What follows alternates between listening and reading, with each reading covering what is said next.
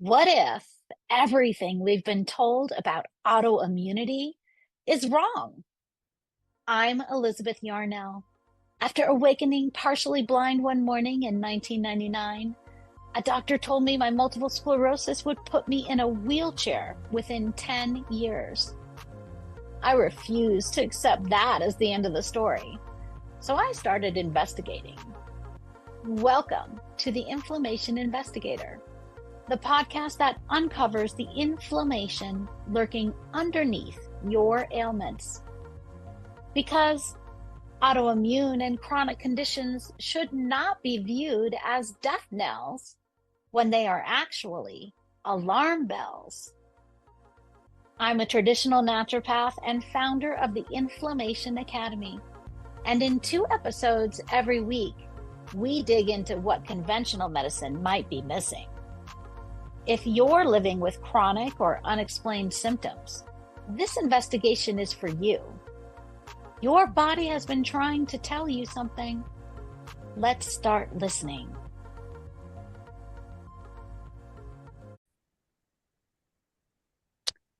Hello, and welcome to today's episode of the Inflammation Investigator. Today, we're going to talk a lot about yoga and how yoga can help with inflammation specifically. There's lots of aspects of yoga and fitness that we are going to delve into with today's expert, who is Carol Rubino. Carol is the owner of Lifespire Wellness LLC. She is a certified health and yoga fitness coach and a retired massage therapist with over 30 years of hands-on whole person wellness experience. Her work has evolved organically alongside her own life journey. She began her career as a massage therapist, spending 3 decades helping clients reconnect with their bodies, reduce stress, and heal through therapeutic touch. In her early 40s, she expanded into health coaching, guiding her massage clients through better health choices, movement, and overall wellness. In her late 40s and struggling with her own mysterious aches and pains, she deepened her passion for movement and vitality through yoga fitness. She now specializes in supporting professionals over 40 and retirees who are ready to address joint pain, restless sleep, anxiousness, and other age-related health conditions with a virtual, customized yoga fitness and private health coaching program, helping them build strength, mobility, confidence, and a sustainable yoga practice. She's also led transformative group experiences, including a 10-day sugar detox and a 28-day hydration challenge that has morphed into the Hydration Blueprint program, as well as a wellness-focused book group that fosters learning and connection. Across each role, from massage table to life choices to yoga mat, her work centers on presence, compassion, and empowering individuals to live better, feel good, and age well. Carol, welcome to the Inflammation Investigator. I'm so glad you're here today. Thank you so much for having me, Elizabeth. It's great to be here. Yes. Oh, I'm so excited. We haven't really talked about this subject before on the pod, so we're going to dig deep into yoga, all things yoga. But let's start. How did you tell us your story in your own words? How did you get Okay. here? So, like my bio said, I started in my late 40s taking yoga because I was starting to experience just different weird pains and uncomfortable and inflammation. And I had been a runner for many years and not uh, ended up stopping to do that because I was feeling it in my knees and my hips. And I thought, you know what, I'm going to find something else I can do that's a little gentler on my joints. Um, but along with that, just also experiencing just some weird aches and pains in my 40s, late 40s. And so I started going to the Y, attending their yoga class. And at one point they approached me and asked me if I would be interested in teaching. So I took their class, I took their training, I took the training for it and started teaching in, I think it was 2011. and taught till 2020 when the pandemic hit and everything kind of shut down. And so during that time is when I felt like things really escalated as far as went with my body. I started feeling just some really intense shoulder pain. I had back pain, low back pain, and I had two swollen knees for no apparent reason. Like there was just no rhyme or reason why this was happening. And I had not been doing my yoga practice and had not been teaching. So I thought, well, maybe I need to get back into that. And so I just it took 2 years. It took me 2 years to go back to teaching. So started back up in 2022. But during that time, it took me about 2 years to just ease back into a yoga practice because of the pain. It took me a while, but what happened is when as I gradually eased into back into my yoga practice and then back into teaching, the pain subsided. I was able to function and move better. And then the other thing that happened during that time is from 2011 to 2020, I was just teaching, good yoga, just basic fitness yoga, and, kind of sometimes it could be kind of performative, that kind of stuff. And when I went through my 2 year period of just the pain and just using yoga as kind of like my movement medicine, I decided that I was going to change the way I taught yoga. And so I started working and focusing on more functional yoga, which is really taking some of the yoga that we learn in class and applying it in our everyday life, like things that we need to do to be able to get up and down off the floor, reaching back, reaching up, getting in and out of a chair, in and out of the bathtub, balance, all those things that as I get older, I think it's important for me, and I think it's important for uh, people who are over 40 and the retirees. So that's kind of how I got into this or went into this direction from massage therapy. So yeah. I first discovered yoga myself in, wow, it was the late 1990s, early 2000s. And I went specifically because it was recommended to me as someone who had been diagnosed with multiple sclerosis that yoga would be helpful. And I was lucky enough to find through the National MS Society a yoga instructor who actually focused on MS and made it very accessible. And I ended up falling in love not only with my instructor, but with yoga as a discipline and found it so helpful, so much movement. For the first time at that point, for the first time in my life, I was able to not go to my massage therapist twice a week to loosen up my back. And I realized that the stretches I was doing in yoga class were really working on those muscles that I had always thought absolutely just needed someone to touch them. So I personally am a big believer in the power of yoga. And I'm very interested to know how it is modified for yoga fitness, which isn't something we normally associate. I mean, yoga makes you fit because it strengthens and lengthens your your muscles, excuse me. But that's that's different than what you're talking about. Mhm, mhm. I so yoga fitness is I kind of approach it from many aspects. So physical, mental, spiritual, because yoga covers all those three aspects. So for me, fitness is really more about the health of the health and the movement of the body, the health and the movement of our mental, and the health and the movement of our spiritual.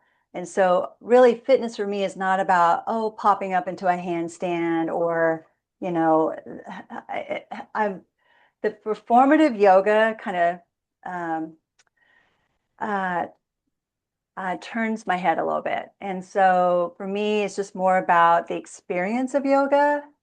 It's more about, it's less about, how am I looking or, how does it look for me, and more about the experience. What am I experiencing in my body?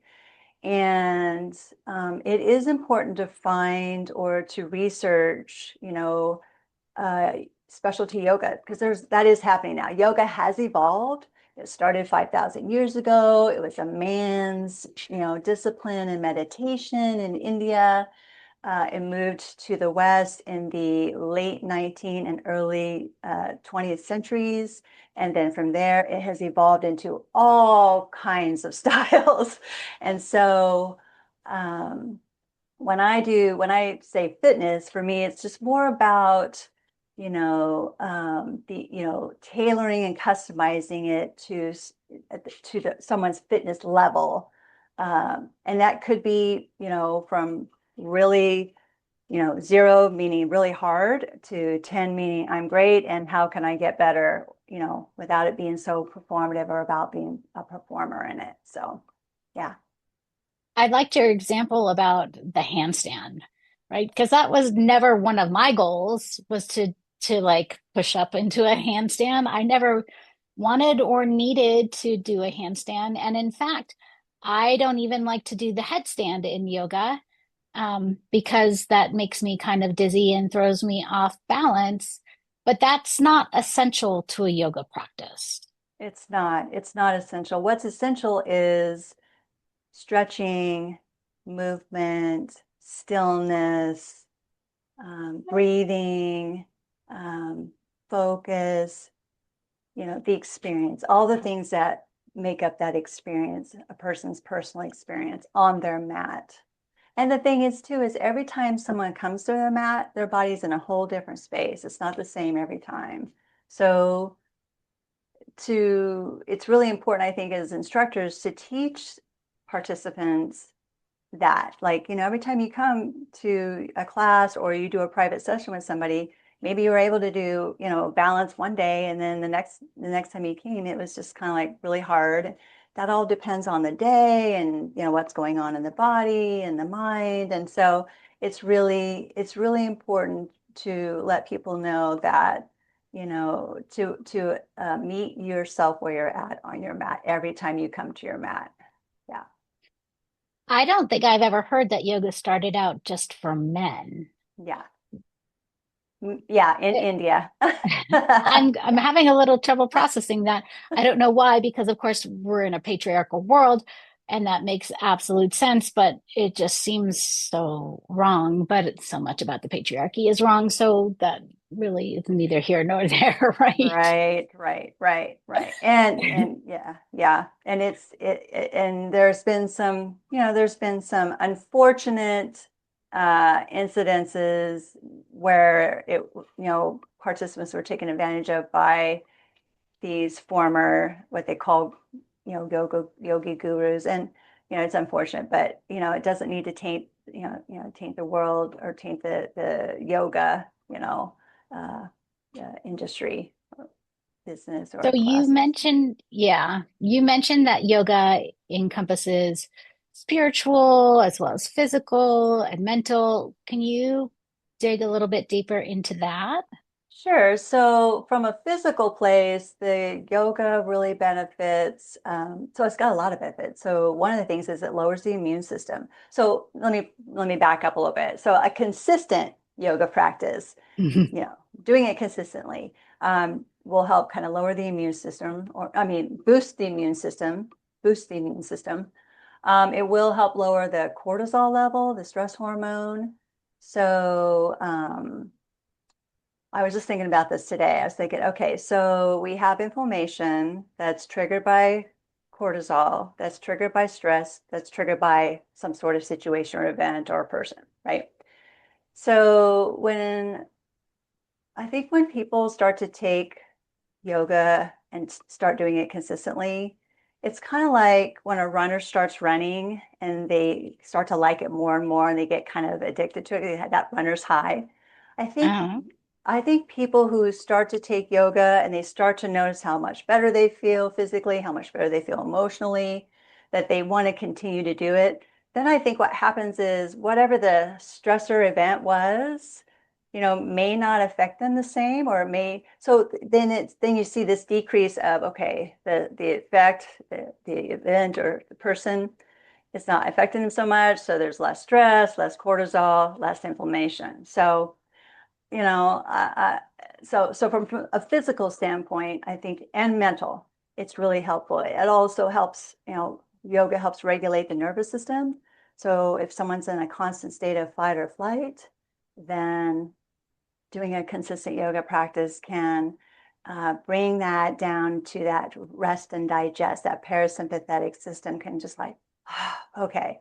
And I just love every time I teach a group class, my favorite part is at the end when we're all done and you can just see the peace in almost everybody's eyes, just the peace, just kind of like, oh, and then they're like, you know and Hmm. that's what we do, that's what we do as a yoga instructors, is to help someone come in for an hour and just let them be on their mat wherever they're at. So yes, so the physical, emotion and emotional, mental, and then the spiritual, there's like, because there's a little bit of a discipline in yoga, there's a flow it could be flow, which is a vinyasa yoga, or hatha, which is more holding the poses.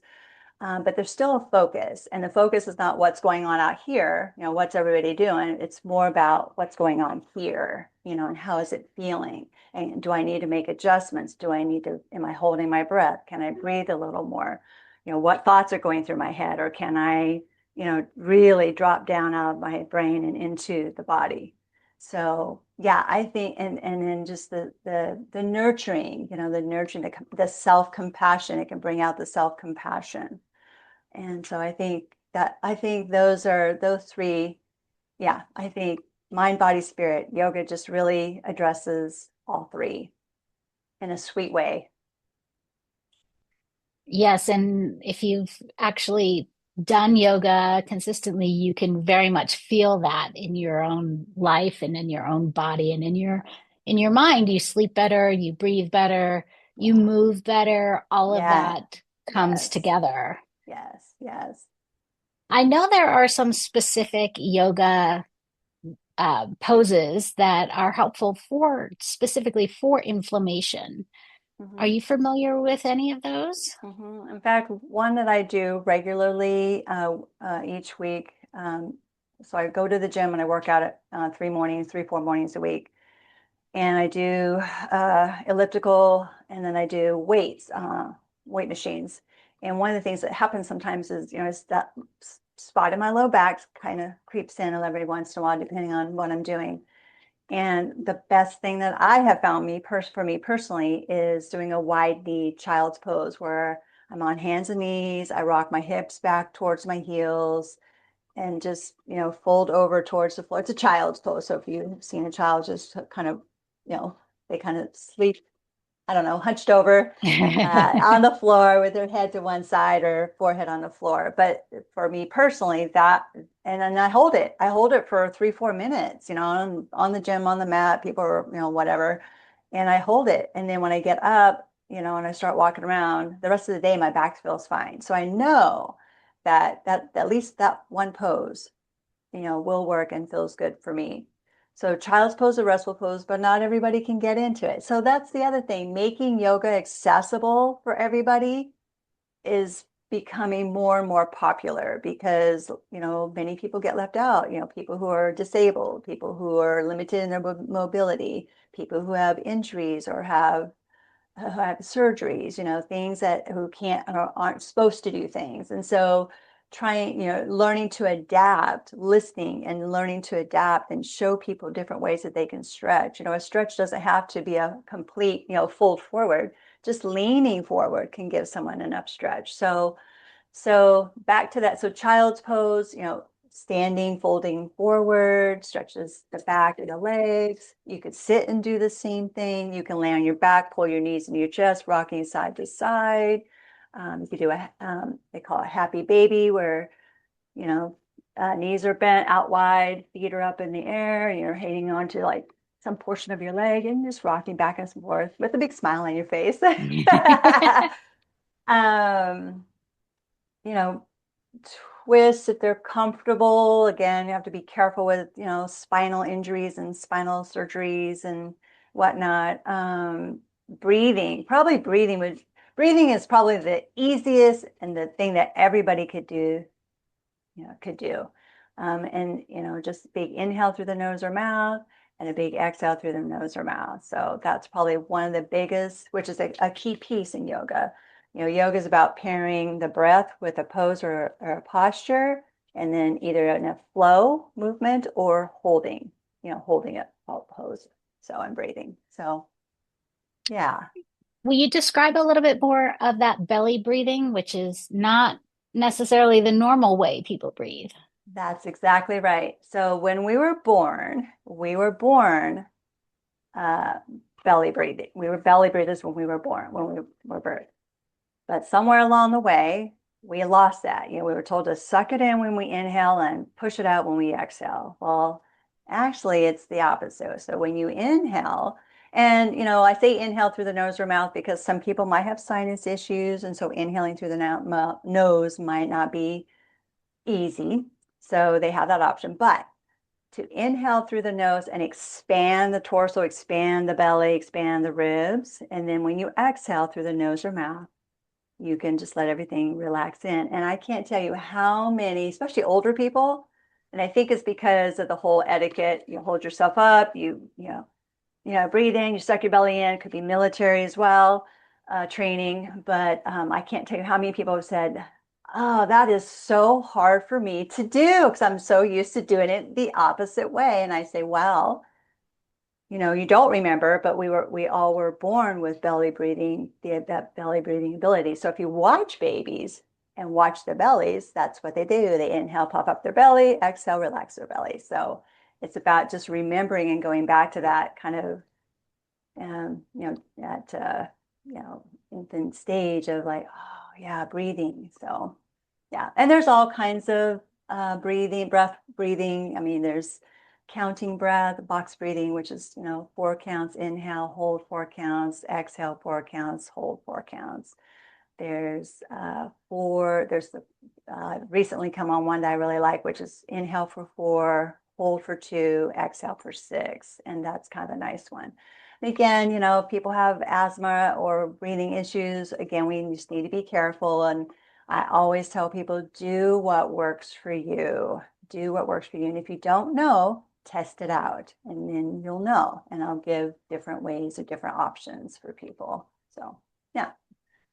I've always loved the visualizations about um, breathing in all the way to my belly as opposed to just stopping at my Right. chest Right. and following the breath with my mind as it goes down past all of those structures and tissues, all the way into your belly and to where it actually pushes out your belly. And then the reverse, pushing in from the belly to push that breath all the way out through the chest and really empty the lungs. And a nice loud sigh And yes, to go along with it. Yes. Yes. Yes. yes, don't forget the Yeah. sigh. Yes. Yes. And another thing that I love about yoga is you don't actually have to go to a class to do it. You don't have to go to leave your house. You can do yoga pretty well over video. Mm-hmm. Mm-hmm. Do you teach mostly in person or in video? I do a bit of both. I teach in person, uh, 3 group classes, actually 4 group classes, and they're all different ranges of ages from college to seniors. The virtual, I don't have a consistent virtual class. The virtual is actually through the program that I have, and that is set up such that I teach when someone hires me for that program. What we do is we chat about what their needs are. I figure out a sequence for them. We go through the sequence and tweak it, and then I will record it and send it to them for them to keep that they can practice. And that's a weekly, so it's a 6-week program. So they get 6 videos now, and that can change. I mean, I have recently had one where we did like a 30 to 40 minute each session, but then she wanted like 10 or 15-minute little increments. So I just spliced it so that she could take those little increments and do them at work. So it was kind of nice to kind of have that little bit of variety and being able to customize that for her so that it fits her lifestyle and it fits her kind of her needs and what she's ready for. She wasn't ready to go to a class or do a full hour or even, full 30 minutes. She just wanted to do it in increments. And so that's the beauty of being able to customize and work with people one-on-one. So yeah, but you're right. There are videos, lots and lots of videos.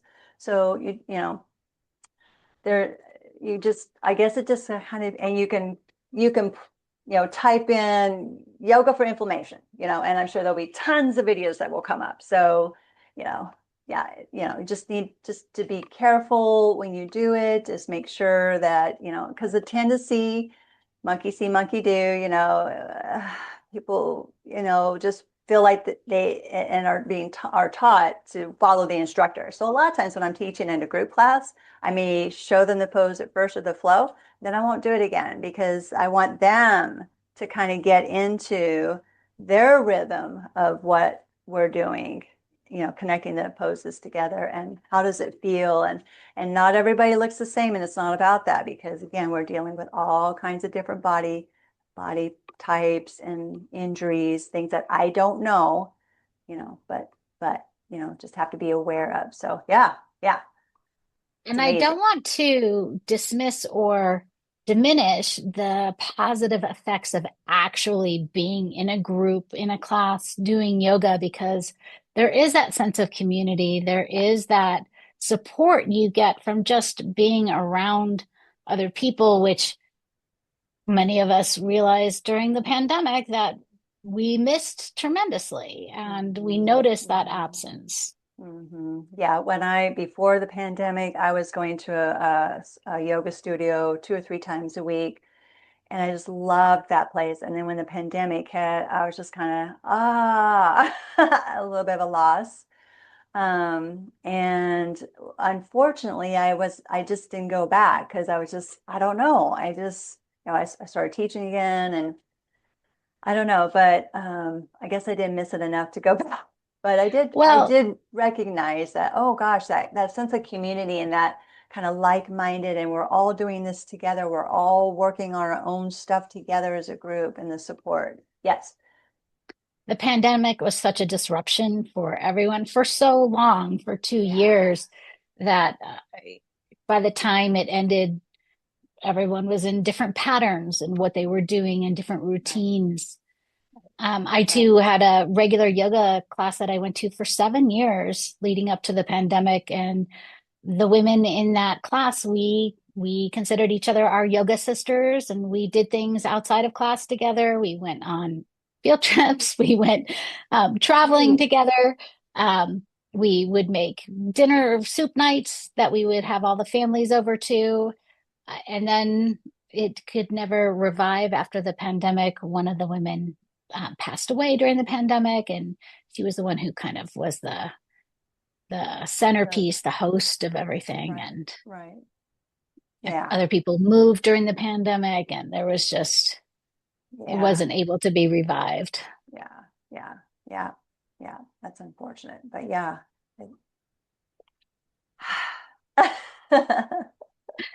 So, how does yoga provide relief from aches and pains and in your joints? So yoga provides, relief by the stretching, the breathing, the awareness of movement. Um,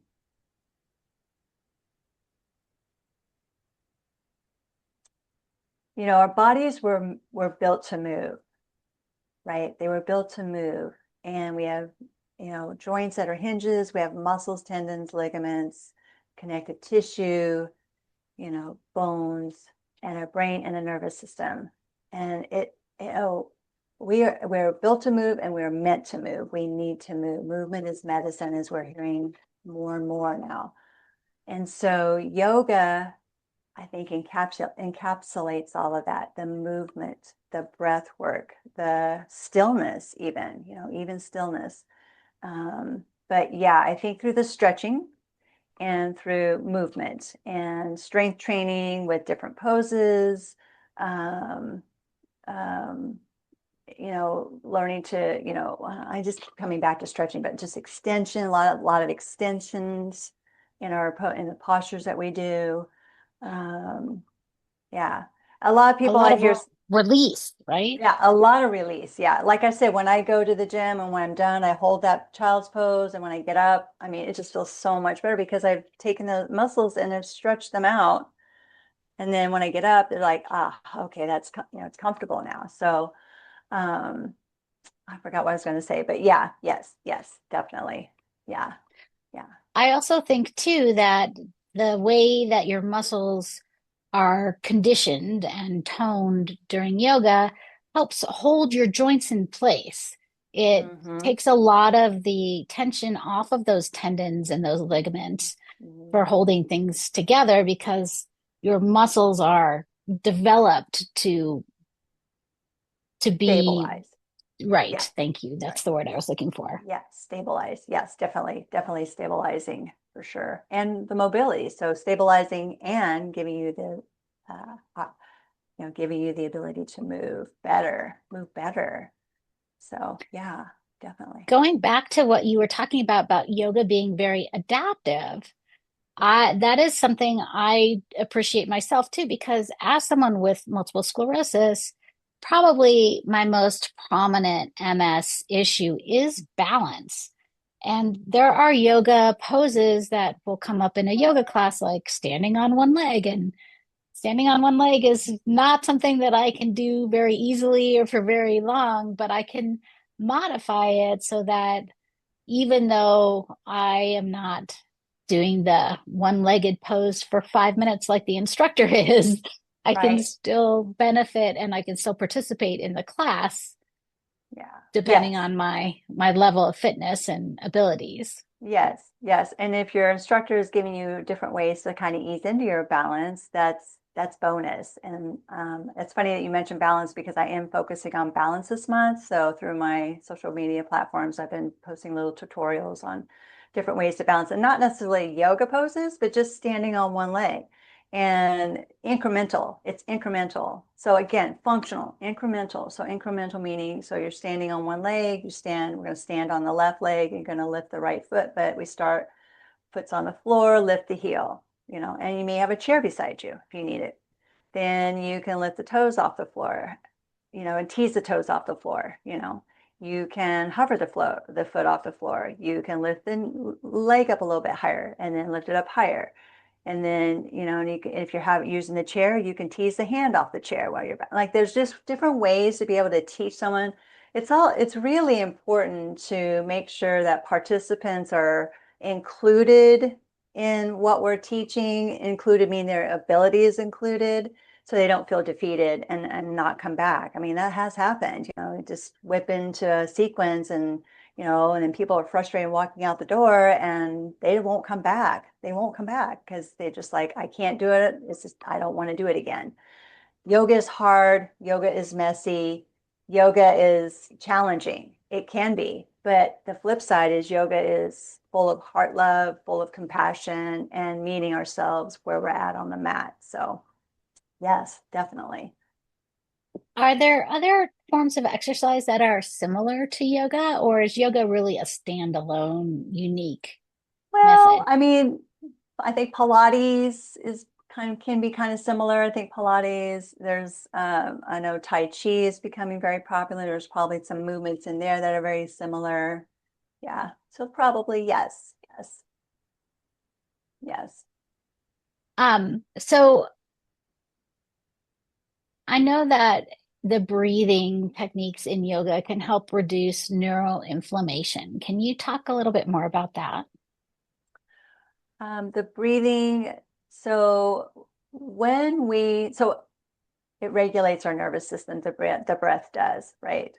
And if we can calm our nervous system down, we can, you know, take the neural pathways are just kind of settling down as well. And um, I feel like it's just all connected. So you start with the breath, it starts to calm the person down, the brain starts to settle down, the stressors start to kind of melt away, that kind of thing. So yeah, Yeah. And the breathing is more, the inhale and the exhale, and it's deeper. The shallow breathing that a lot of people do is not as effective as that belly breathing that we talked about earlier. So just something about it, just the action and the oxygen that comes in feeds the cells, feeds the brain, and sends a message to the nervous system like, okay, it's time to settle down a little bit. And it's one of the easiest, most forgotten and free tools that we have today to use,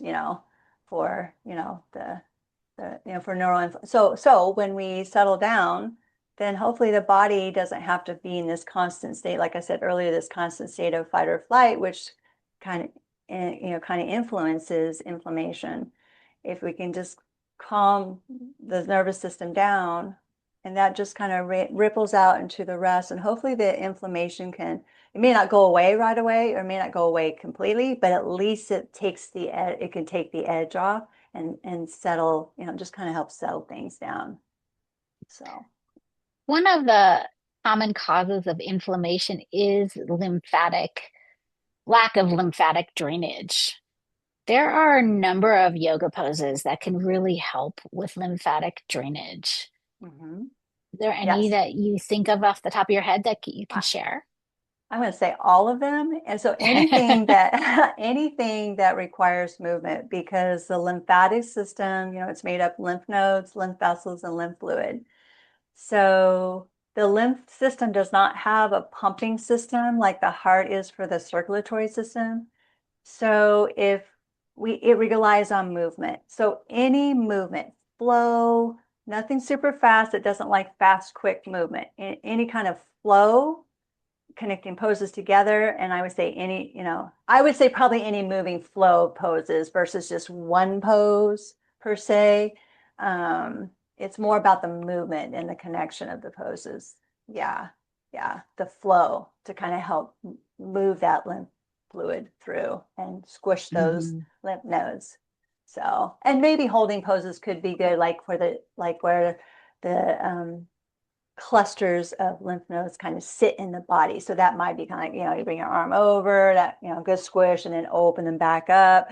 That's the other thing I like about yoga is we'd go in one direction and then the other. We go in one direction and then the other, you go, up and down. So I like doing that because it's really important, in our 3D world that we, try to address all planes of movement. So yeah, yeah, Well said, because I think there's many, many forms of exercise that don't address all planes of movement. They just address back and forth or side to side or up and right, down. right. And that could even walking, I think, is not actually an optimal form of physical exercise because it's so repetitive and you're just doing the same movement over and over. You're not really working the rest of your body or Right. building that muscle in the rest of your body. Right, right, right, right, right. And yoga gives you that opportunity to do that because of where you can, where we place the body in different, like I said, in different planes. So it's good. And yes, walking. I love walking, but you're right. And I have seen people starting to walk backwards and people are starting to walk side to side and, things like that. But yeah, if you're just doing something that's the same all the time, you're only going to condition and train those same muscles. So that's, a lot of times people get sore when they try new things because their muscles, haven't, certain muscles haven't done that kind of movement before. And so, yeah, yeah, yeah. You touched a little bit on adaptive yoga, like you can do it in a chair. And I kind of want to talk a little bit more about how, regardless of your fitness level when you start, or your body shape, or your body weight health, like if you are obese, you can still do yoga. You can still start a yoga practice and start moving your body in ways that your body can manage wherever you're starting. That's exactly right. So if getting down on the floor is not something that you want to do, at least to start with, and sit in a chair, there's a lot of great yoga sequences, chair yoga sequences you can do in the chair. And you could do stuff going from the chair and standing up, which is really good, especially for seniors. If you are only on the ground, and so there's stuff you could do on the ground. If you only, I don't know if you only stand, but there's stuff you could do just standing. There are, yoga now for people who are, paraplegics, or well, I mean, they can move their upper body, so they can, in a wheelchair.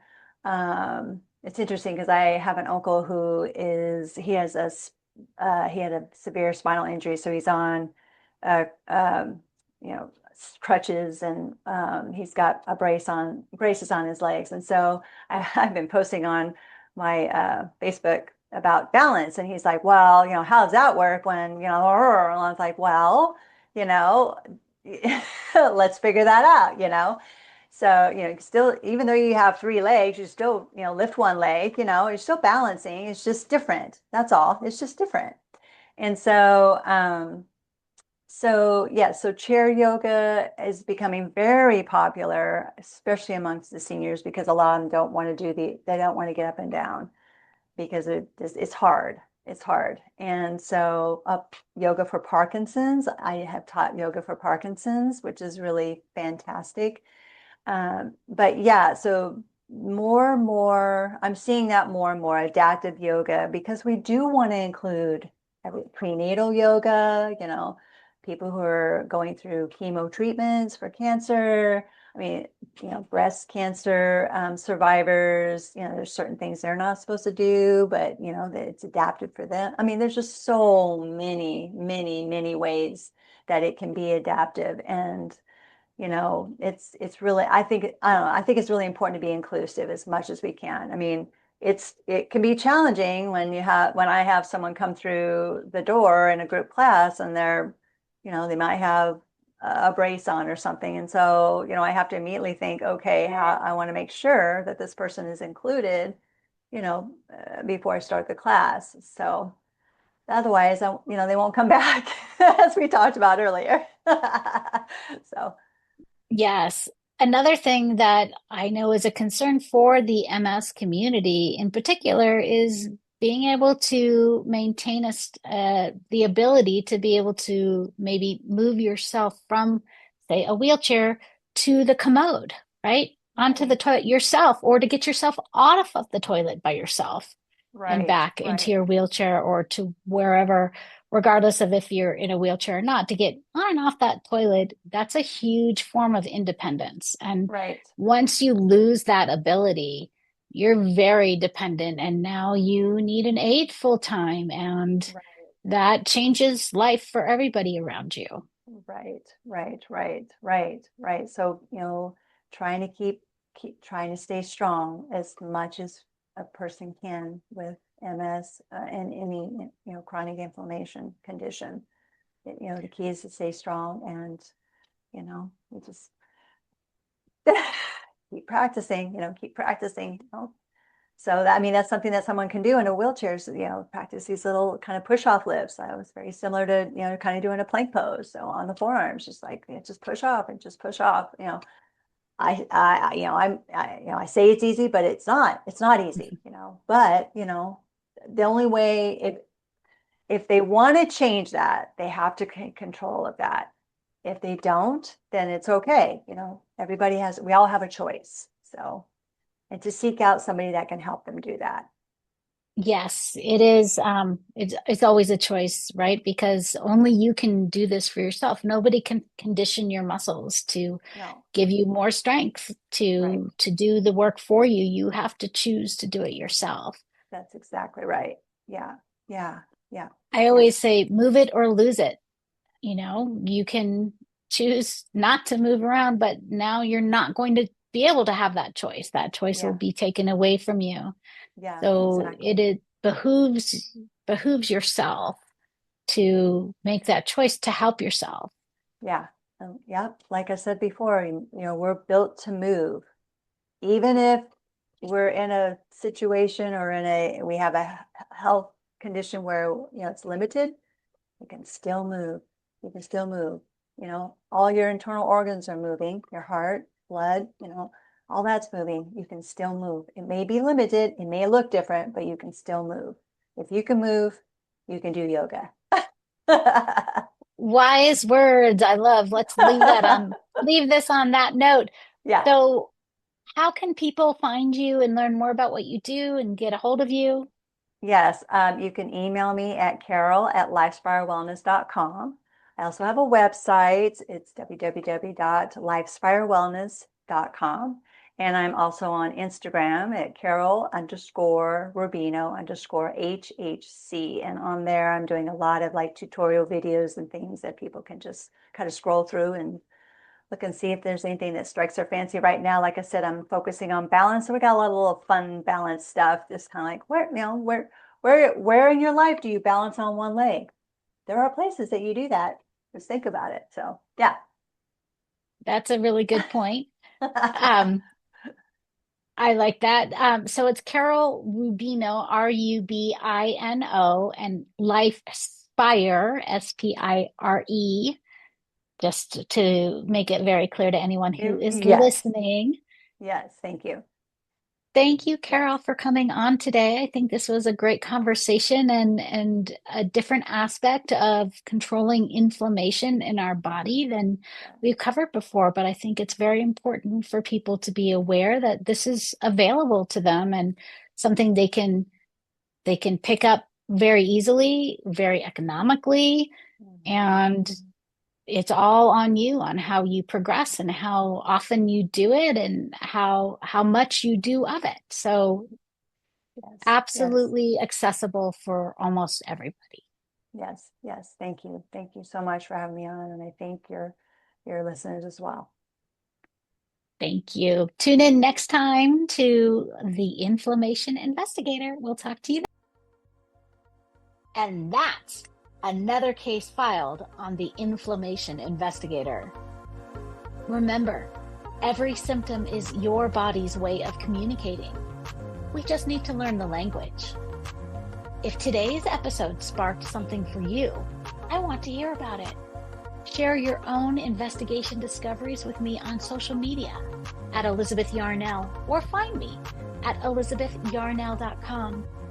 Your experience could be exactly what another listener needs to hear. And make sure you're subscribed so you never miss an episode. And here's the thing about investigations, they work best when you're not going it alone.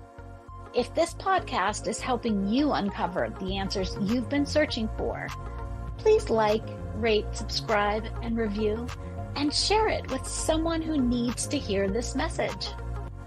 As a new podcast, these actions mean more than you know. Want to dive deeper into your own inflammation investigation? Head over to inflammationinvestigator.com, where you can take my free inflammation quiz to uncover which hidden triggers might be affecting your health.